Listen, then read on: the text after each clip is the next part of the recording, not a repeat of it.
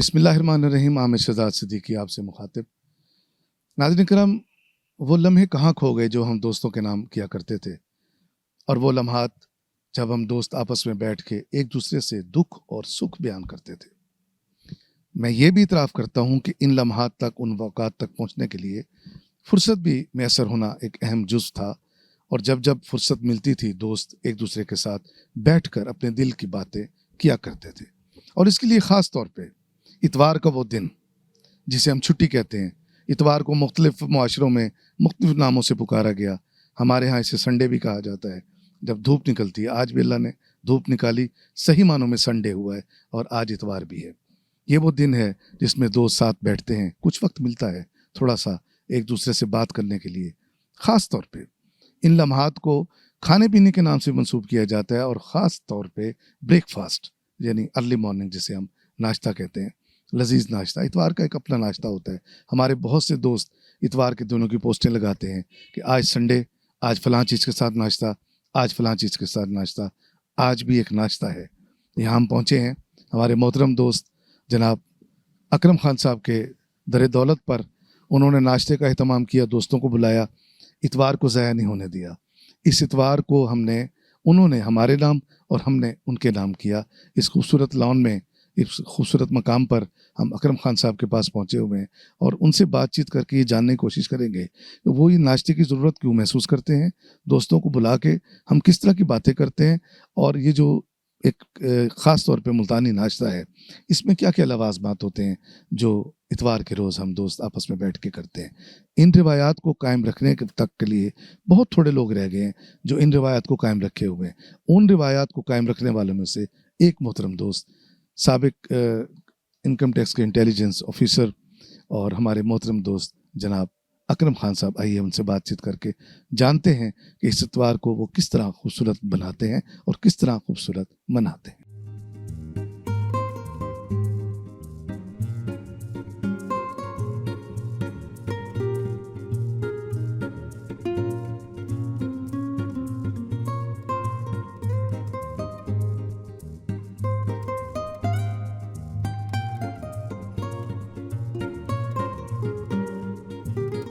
जी, नाज़रीन कराम, मैंने जैसे अर्ज़ किया कि हम अकरम खान साहब के दर दौलत पे पहुंच चुके हैं और ख़ान साहब इस वक्त मेरे साथ बैठे हैं।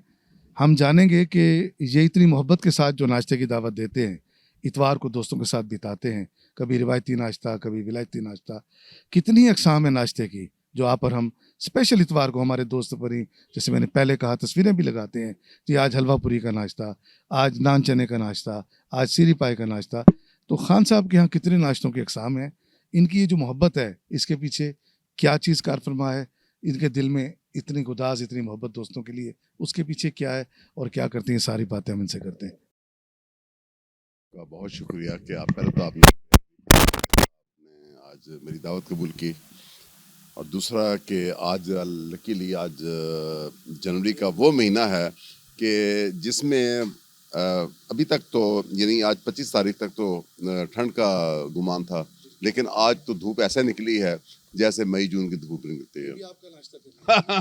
अच्छा, रियली अच्छा, मैं ये करता भी ये हूँ, इसीलिए दोस्तों को मैं अक्सर दावत दे देता हूँ ताकि धूप में बैठ के देखें। जी, कमरों में तो बंद रहते हैं, हम सारा दिन ऑफिस में काम करते हैं, जहाँ भी हमारी वर्क प्लेस होती है हम काम करते हैं। मैं समझता हूँ कि कभी हमें ओपन एयर पे ही बैठना चाहिए, और जब अल्लाह ताला ने अगर आपको ऐसी जगह फराहम की हो तो जहाँ आप बैठ के एक ऑक्सीजन भी साफ ऑक्सीजन भी ले लें, माहौल भी एंजॉय कर लें, धूप को एंजॉय कर लें, तो इससे बेहतर दुनिया में नेमतें कोई नहीं।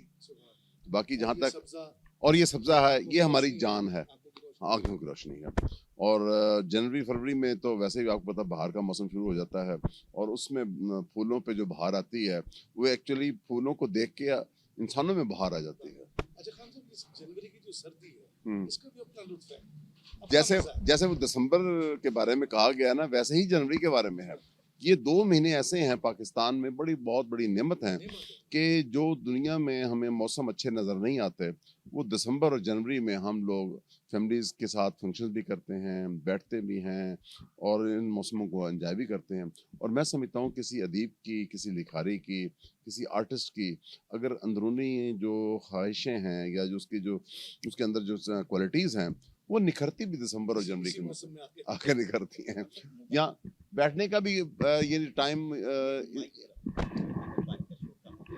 अच्छा वो बैठने का मौसम भी यही होता है जी, और बातें करने का मौसम भी यही होता है। तो आपका शुक्रिया जी, आप ने ज़हमत की आज। सवाल ये था जी कि इतना खास एहतमाम आप करते हैं नाश्ते का, ये नाश्ते की रिवायत के बारे में तो कुछ बताएं हमें। अच्छा वो देखिए साहब, बात ये है कि मैं कोई स्पेशली ये इसका मैंने आमिर साहब कुछ सोचा नहीं है कि ये मैं रवायत कायम करूं। मैं समझता हूं कि जो रात का डिनर होता है सर, उस पे काफ़ी टाइम लगता है। यानी आपको शाम 7 बजे से लेके रात 10 बजे तक टाइम ज़ाया होना, जबकि नाश्ते में आपको कंपैरेटिवली आप सुबह 9 से लेके ज़्यादा 10 बजे तक बैठ जाएंगे या 10 बजे से लेके 11 बजे तक बैठ जाएंगे, इससे ज़्यादा आप नहीं बैठ सकते। तो मैं समझता हूँ कि एक तो बंदा जल्दी फारग हो जाता है, एक जो वैरायटी होती है वो बंदा ज़्यादा सैर हासिल होके बंदा खाना नहीं खाता, बल्कि सुबह का नाश्ता बंदा बड़ा लाइटली सा करता है। और अगर कोई डिशें अच्छी हों तो फिर तो सोने पे सुहागे वाली बात है। तो आज आपको इंशाल्लाह कोशिश करूँगा। अच्छा ये अब आपको बता दूँ कि मैं कोई स्पेशली अरेंजमेंट नहीं करता, जो मेरे घर में आपकी भाभी बनाती हैं हम वही खाते हैं। कोई बाहर से कोई चीज़ नहीं आती, लिहाजा आपका जो तड़का है कि मैं कोई सरी पाए लगाता हूँ, नहीं ऐसी कोई बात नहीं है। बिल्कुल हमारा मकसद ये होता है। मेरा मुराद ये था, हमारा मुल्तान ट्रेडिशंस के हवाले से बड़ा रिच है। अच्छा उसमें सुबह मैंने देखा है लोग स्पेशल दाल मूंग खाते हैं, बहुत बड़ी तादाद अंदरून की हमारी तड़के वाले।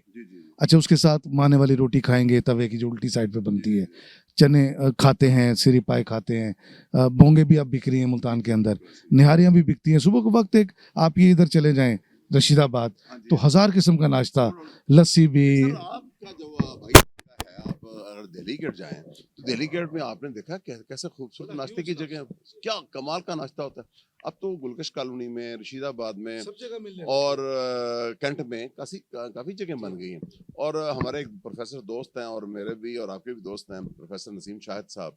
तो आजकल तो तकरीबन हर हफ्ते ही वो अपने दोस्तों को लेके रशीदाबाद चौक पे पहुंच जाते हैं या कैंट में या जहाँ भी नाश्ता करते इसमें हमारी एक शिकायत है उनसे आपकी मेरी मुश्तरका शिकायत है कि वो नाश्ते का एहतमाम करते हैं दोस्तों के साथ और मॉर्निंग वॉक भी करते हैं, और सिर्फ मॉर्निंग वॉक वाले दोस्तों को। ऑलरेडी 10-12 बंदे होते हैं, तो हम जब जाएंगे तो 15-16 हो जाएंगे, तो मेरा ख्याल है कि बेहतर है कि हम नहीं जा रहे हैं। तो इंशाल्लाह उनको कहेंगे। हम यूं करते हैं, हम किसी दिन उनको बुला लेते हैं, ऐसे कर, ये तो हम कर सकते हैं ना, ये तो हम कर सकते हैं ना। मेरी जिम्मेदारी है। तो मैं आपके उस सवाल का जवाब ये देना चाहता कि ये सोशल मीडिया ने हमारी कई कदरें ख़त्म कर दी हैं। एक तो लोगों का बैठना ख़त्म हो गया है। आप यकीन करें, मैं अमेरिका गया, चाइना गया, तुर्की गया और ये इसके अलावा दीगर ममालिक में गया, तो मैंने सर देखा है कि हत्ता कि खाना काबा में वो जो हमारे शुरते बैठे हैं उस सिक्योरिटी के लिए, वो 8-10 बंदे वो भी मोबाइल लेके बैठे हुए हैं। चाइना में गया तो चाइना में मैं ट्रेन पे सफ़र कर रहा हूँ, बुलेट ट्रेन पे, तो मैं आप हैरान होंगे कि कोई बंदा आपस में बात नहीं कर रहा, जबकि ट्रेन एक हमारा कल्चर रहा है कि बैठ के आमने सामने बंदे बातें करते हैं। मजाल है किसी बंदे ने कोई बात की हो, एक दूसरे से सलाम दुआ किया हो। मैं इस पर 2 बातें करूंगा। ट्रेन में सीट पर आमने सामने 2 लोग बैठे थे, एक नौजवान एक बुजुर्ग। एक साहब ने दूसरे से पूछा आपस में कि आप कहाँ जा रहे हो? उन्होंने कहा जी मैं साहिवाल जा रहा हूँ। कहाँ रहते हैं? उन्होंने कहा जी फलाना मोहल्ला। उन्होंने कहा मैं भी साहिवाल जा रहा हूँ, मैं भी उसी मोहल्ले में रहता हूँ। इश्तियाक बढ़ गया सामने वाले। उन्होंने कहा किस गली में रहते हैं? उन्होंने कहा 13 नंबर। उन्होंने कहा मैं भी 13 नंबर पे रहता हूँ। उन्होंने कहा कौन से घर में रहते हैं? उन्होंने कहा जी मदनी हाउस में। उसने कहा मैं भी मदनी हाउस में रहता हूँ। तो सामने जो लोग बैठे थे उन्होंने कहा यार आप एक मोहल्ले, एक शहर, एक गली में जा रहे हैं घर में, आप एक दूसरे को जानते नहीं हैं? उन्होंने कहा हम जानते हैं, हम बाप बेटा है, वक्त पास कर रहे हैं। अच्छा सर,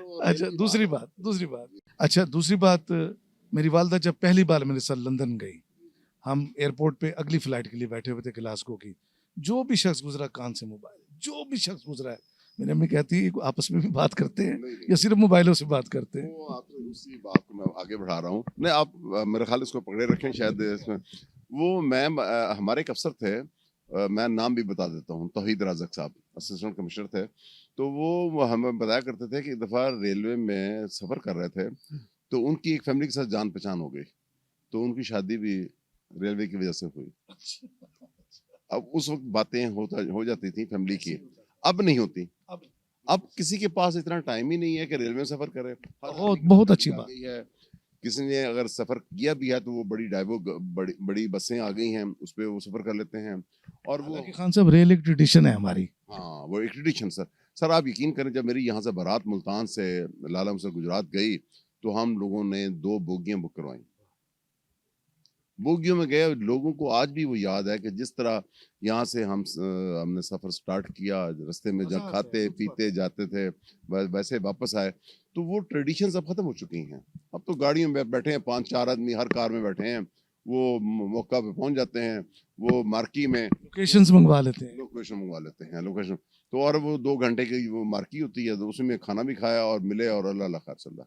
यानी अब वो बातें रही नहीं। और उसी रवायत की तरह मैं आपको बताऊँ कि मुझे एक रवायत का बड़ा दुःख है कि हमारी शादियाँ हमारे हमारे दौर में मेरी, मेरे भाई की, मेरी बहन की इसी इलाके में हुई। तो लोगों को इश्तियाक होता था कि भई हमारे घर में शादी होगी तो हम भी मेहमान होंगे। बच्चे आएँगे, वो गरीब-गुरबा भी आएँगे, मिलने वाले भी आएँगे।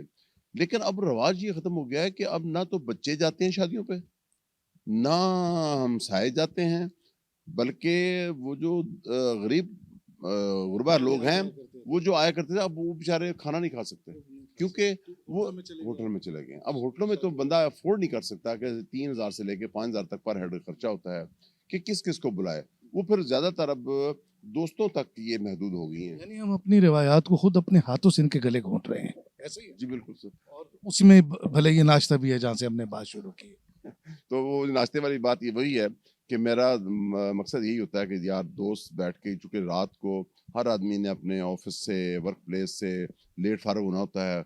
लेकिन सुबह का टाइम एक ऐसा टाइम है कि आप किसी के लिए वो निकाल सकते हैं। हम चाहते हैं कि उस वक़्त बैठ के सुबह की चाय भी पी जाए, नाश्ता भी किया जाए। तो इंशाल्लाह बहुत अच्छा लगा खान साहब, आपसे बड़ी प्यारी बातें हुई। ख़ास तौर पे हमारी रिवायात की, जो हमारी रिवायत हमारे हाथों से जाती जा रही हैं। आप वो शख्सियत हैं जिन्होंने इन रवायात को एक हद तक ज़िंदा रखा हुआ है। सिद्दीकी साहब आप तो आज पहली दफ़ा मेरे घर तशरीफ़ लाए हैं और आपके प्रोग्राम के जो प्रोड्यूसर कमर मलिक साहब हैं, वो अक्सर मेरे साथ सुबह का नाश्ता या जब भी हमको टाइम मिलता है तो हम करते हैं। तो मेरा ख़्याल है आज उसी इश्तियाक की बिना पे आप तशरीफ़ लाए हैं और मैं बहुत ममनून हूँ, आपने एक अपने कीमती वक़्त से टाइम निकाला इतवार का दिन और हम इकट्ठे बैठे। ये प्रोड्यूसर की ज़्यादती है कि वो अकेला-अकेला यहाँ ये वो आपको साथ लेके नहीं आया, लेकिन बहुत शुक्रिया। बहुत थैंक यू वेरी बहुत मच। शुक्रिया। जी नाज़रीन इकराम, अकरम खान साहब इस शहर में रिवायात को ज़िंदा रखने वाली शख्सियत हैं और कलम की ताकत से भी इन्होंने शहर को ज़िंदा रखा हुआ है। इन्होंने संडे की, जो इतवार की खूबसूरत सुबह है, उसको नाश्ते की रिवायत से ज़िंदा रखा हुआ है। ख़्वाह वो खुद अच्छा नाश्ता करे, जैसे रिच ब्रेकफास्ट, काम के दिनों में तो इतना वक्त नहीं मिलता, और या दोस्तों को साथ लेके बैठे। अल्लाह का ये हुक्म भी है, बरकत भी है, अपने साथ किसी को बिठा के खिलाओ। अगर इतवार अल्लाह ताला ने आपको दिया है, आपको सिस्टम ने दिया है, आप उसमें किसी दोस्त को साथ बिठाएं, एक अच्छा नाश्ता करें या कहीं करने चले जाएं। ये आप पे डिपेंड करता है। अपना ख्याल रखिएगा। अल्लाह ने के बाद।